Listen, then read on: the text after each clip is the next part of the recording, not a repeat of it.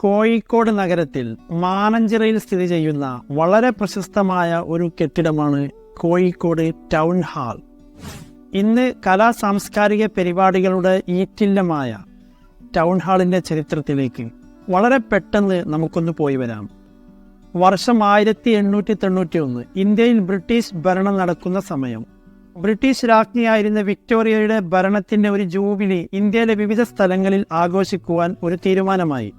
അങ്ങനെ കോഴിക്കോടും ജൂബിലി ആഘോഷിക്കുവാനുള്ള തീരുമാനമാവുകയും പരിപാടിക്ക് വേണ്ട ഫണ്ട് ജനങ്ങളിൽ നിന്ന് പിരിക്കുകയും ചെയ്തു.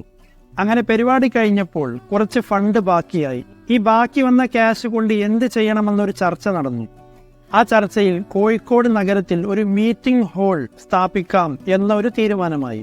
അങ്ങനെ 1891 ജനുവരി 12 കെട്ടിടത്തിന് വേണ്ടി തറക്കല്ലിടുകയും അതേ വർഷം നവംബർ 12 കെട്ടിടം ഉദ്ഘാടനം ചെയ്യുകയും ചെയ്തു.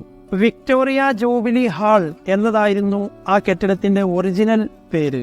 130-ലേറെ വർഷത്തെ ചരിത്രമുറങ്ങുന്ന ആ വിക്ടോറിയ ജൂബിലി ഹാൾ ആണ് ഇന്ന് നമ്മുടെ കോഴിക്കോട് ടൗൺ ഹാൾ.